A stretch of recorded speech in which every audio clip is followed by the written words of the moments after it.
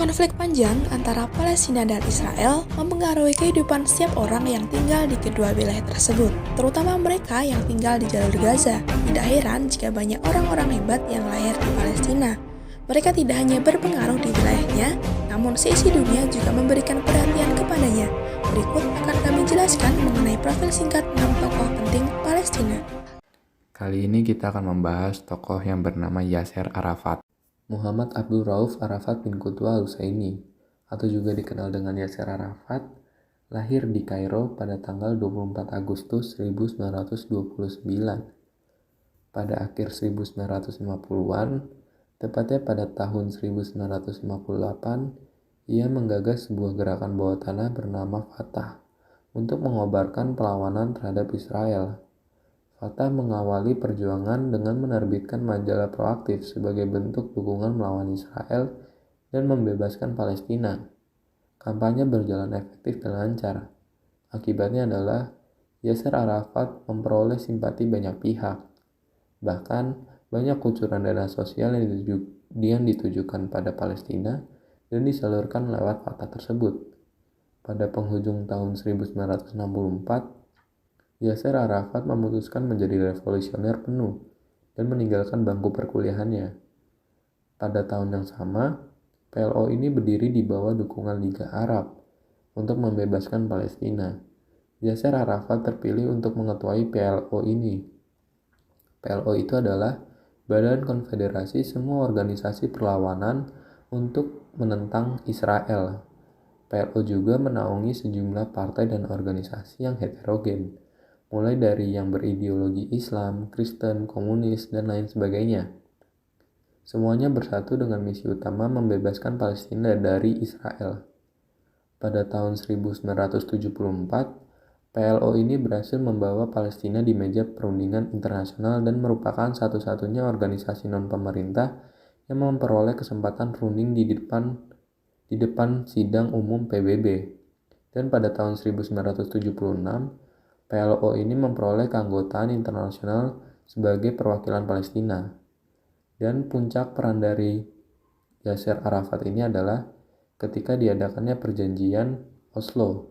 Perjanjian Oslo itu apa? Perjanjian Oslo itu adalah ketika PLO dianggap sebagai teroris oleh Israel dan negara yang mendukungnya seperti Amerika Serikat.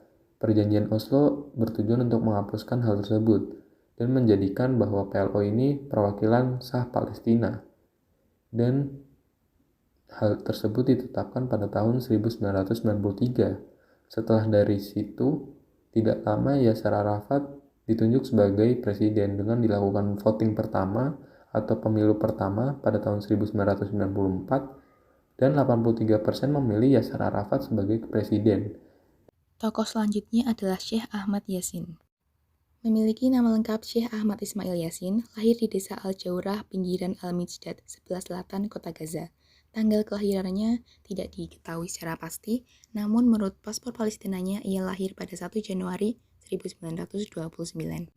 Beliau adalah pendiri Hamas, gerakan Islam Sunni dan nasionalisme Palestina yang menentang kependudukan Zionis di wilayah Palestina. Hamas menjadi kekuatan alternatif di Palestina selain PLO, Organisasi Pembebasan Palestina, pimpinan Yasser Arafat. Saat masih kanak-kanak, ia dan keluarganya telah dipaksa menjadi pengungsi. Hal ini disebabkan terjadinya peperangan rakyat Palestina dengan Israel pada tahun 1948. Saat berusia 12 tahun, ia mengalami kecelakaan dalam sebuah kegiatan olahraga sehingga menyebabkan kelumpuhan total, dan itu membuatnya harus menggunakan kursi roda sepanjang sisa hidupnya. Syekh Yasin sempat mengenyam pendidikan di Universitas Al-Azhar Kairo.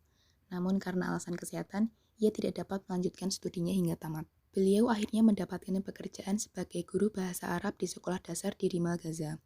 Semula pihak sekolah ragu mempekerjakan beliau karena alasan kesehatan. Namun meski menderita kelumpuhan dan penyakit lainnya, ternyata Yasin mampu mengajar dengan baik dan popularitasnya pun tumbuh. Semasa hidupnya, Syekh Yasin dikenal gigih dalam melakukan perlawanan terhadap penjajah Zionis Israel.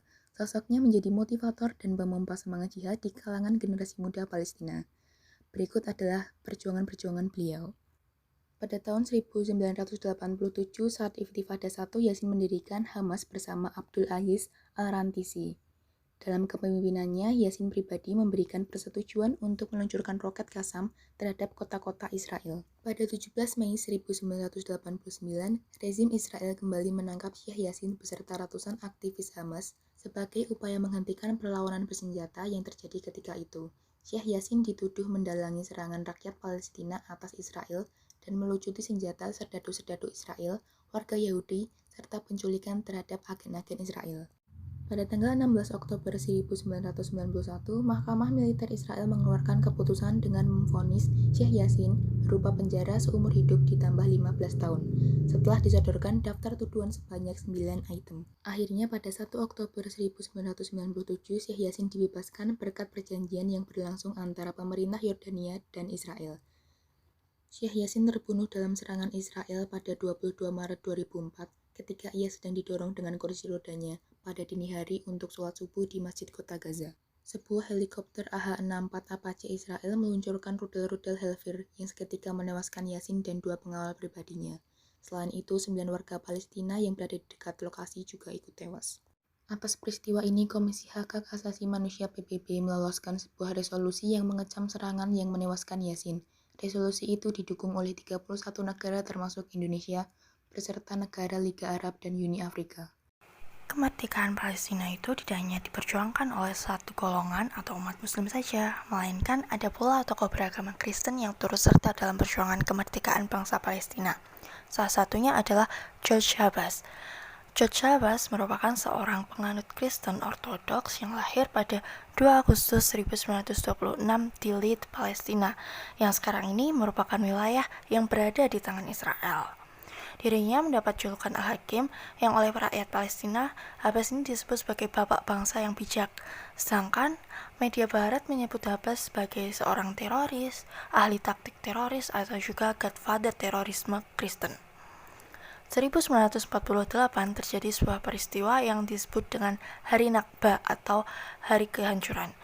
Habas yang selama ini tinggal di Palestina berdampingan dengan umat Islam, hidup dengan penuh kedamaian dan saling toleransi ketika berubah total setelah meletusnya Perang Arab-Israel tahun 1948. Habas dan sekeluarga diusir oleh tentara Zionis yang picik dan rasis yang tidak menghendaki bangsa selain Yahudi, baik yang beragama Islam maupun Kristen hidup di Palestina. Habas meninggal pada 26 Januari 2008 di Yordania, tempat kelahiran istrinya.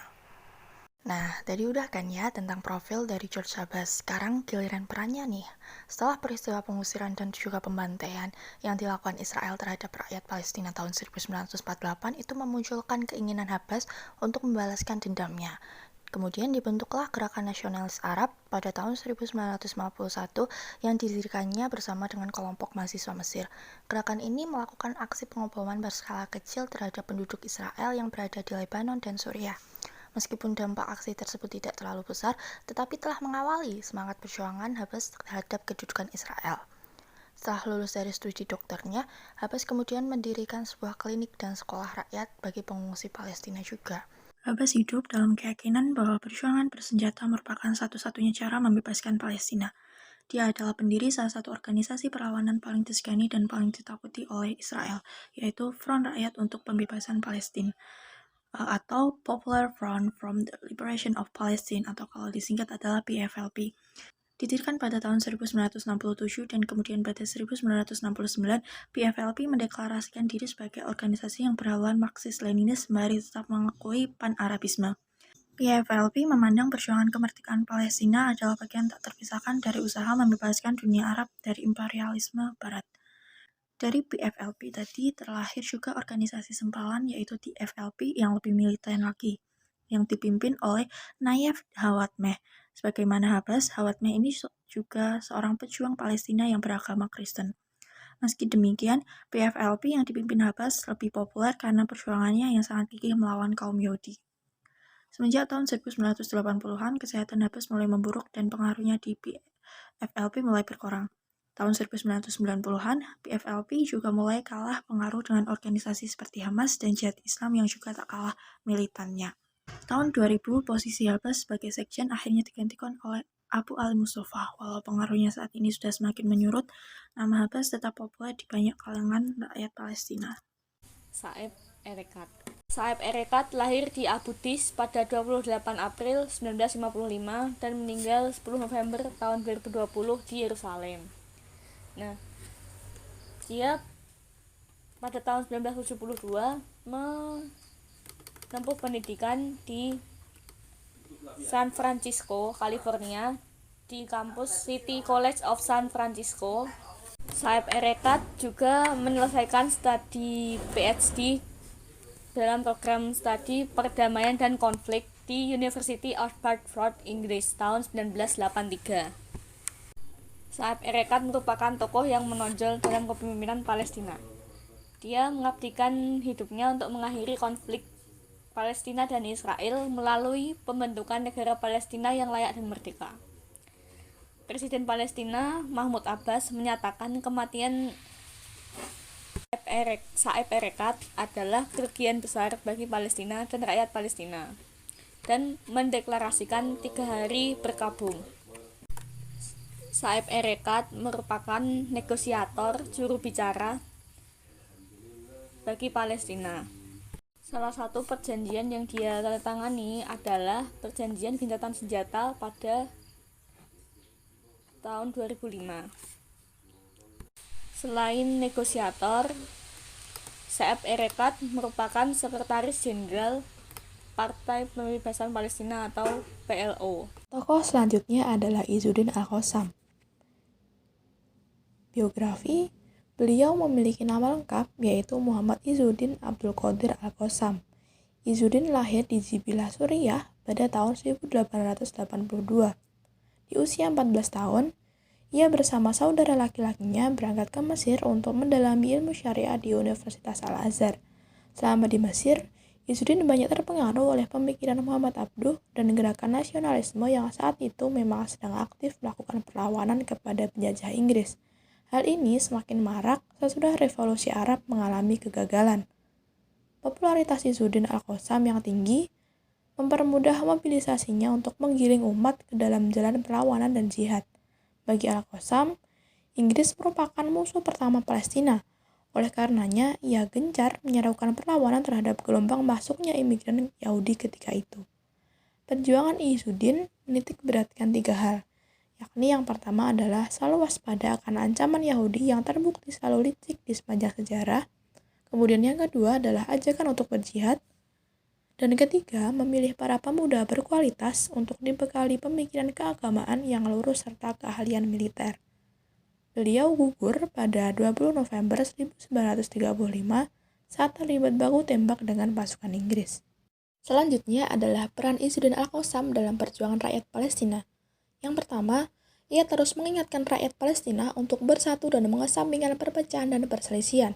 Kemudian yang kedua, Al-Qassam bersama rekan-rekannya membentuk sel rahasia secara struktur dan rapi. Ada satuan khusus dakwah untuk jihad, komunikasi politik, intelijen, pelatihan militer, serta satuan untuk menghimpun dana guna membeli senjata. Yang ketiga, ia baru mendeklarasikan revolusi setelah kasus penguasaan tembok Al-Barok Al-Aqsa tahun 1929. Sejak itu, ia mengirim kadernya ke perkampungan dan wilayah pedalaman untuk memobilisasi jihad dan revolusi melawan penjajah. Akhir perjuangan beliau yakni saat 19 November 1935 yang mana Al-Qassam mengalami kesulitan gerak. Saat itu datanglah mata-mata dan orang intelijen Inggris dalam jumlah besar. Mereka membaur di kalangan warga dengan menggunakan pakaian petani dan buruh. Pasukan Inggris kemudian mengepung Syekh Al-Qassam dan memutus hubungan dengan desa-desa sekitarnya. Beliau pun terlibat baku tembak dengan pasukan Inggris dan menewaskan 15 pengikut Al-Qassam karena memang saat itu tidak imbang. Dalam waktu 6 jam pertempuran, Syekh Izzuddin syahid bersama sebagian pengikutnya dan pengikut lainnya terluka. Gugurnya Al-Qassam pada 20 November 1935 memberikan pengaruh besar dalam revolusi Akbar di Palestina tahun 1936 dan menjadi titik tolak dalam perjalanan gerakan perlawanan Palestina. Kemudian perannya yang terakhir, yakni pengaruh Izzuddin Al-Qassam sangat besar dan terasa sebab memberikan inspirasi kepada perjuangan perlawanan dan revolusi Palestina di era selanjutnya. Sampai gerakan Hamas memutuskan untuk menamai sayap militernya di tahun 1991 dengan nama Brigadir Al-Qassam sebagai ungkapan kesetiaan pada prinsip perjuangan yang telah ia lakukan kepada penjajah Inggris. Kesyahidannya menjadi bara api yang menyalakan revolusi pada tahun 1936 di Palestina. Untuk selanjutnya, ia menjadi simbol jihad dan melawan penjajah hingga saat ini. Linda Sarsour dilahirkan pada tahun 1980 di kota New York, Amerika Serikat. Linda merupakan seorang Muslim Amerika keturunan Palestina. Dia merupakan seorang aktivis politik Amerika. Aksi-aksi aktivis politik yang dilakukannya pertama kali mendapatkan perhatian ketika dalam protes pengawasan polisi kepada Muslim Amerika. Dia juga pernah ikut serta dalam demonstrasi Black Lives Matter. Linda pernah menjabat sebagai co-chair dalam Women's March tahun 2017, A Day Without Women pada Maret 2017, dan Women's March pada tahun 2019. Dia dan co-chair Women's March pernah masuk dan diprofilkan ke dalam 100 orang paling berpengaruh yang diterbitkan dalam majalah Time Magazine terbitan tahun 2017. Linda juga merupakan seorang mantan direktur eksekutif dalam Arab America Association of New York. Perannya dalam konflik Palestina-Israel, Linda memberikan sikap dan pernyataan kepada konflik ini, yang dimana hal tersebut telah dikritik oleh beberapa pemimpin dan organisasi konservatif, dan tak lupa para kaum Yahudi. Linda juga telah mengadvokasi warga Palestina di wilayah yang diduduki oleh Israel dan serta menyatakan dukungannya untuk kampanye BDS atau Boycott, Divestment, Sanction. Dalam surat kabar Haaretz, yakni surat kabar tertua dalam Israel, menyebutkan Linda yang merupakan salah satu wanita Amerika Palestina yang paling dikenal luas atas pembelaannya kepada orang-orang Palestina yang terdapat di wilayah pendudukan Israel. Linda mengatakan kepada Haaretz bahwa dia selalu menjadi kritik Israel dan selalu mendukung kampanye BDS. Linda bahkan juga mengatakan bahwa keluarga besarnya yang berada di Palestina telah ditangkap oleh otoritas Israel dan dipenjarakan dikarenakan alasan atas tuduhan mendukung Hamas.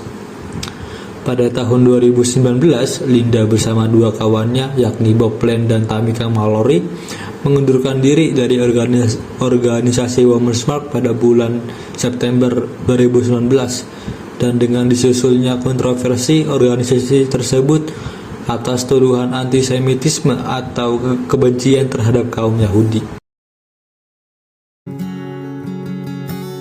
Tentu saja, perjuangan tokoh-tokoh yang sudah disebutkan tadi sangat menginspirasi kita agar selalu berjuang demi bangsa dan negara. Kita juga harus lebih bersyukur karena tinggal di Indonesia yang damai ini. Kita sebagai warga negara yang baik juga berkewajiban untuk selalu memupuk persatuan guna menjaga eksistensi Indonesia ke depannya. Jangan lupa untuk selalu mendukung Palestina agar segera usai dari konflik ya.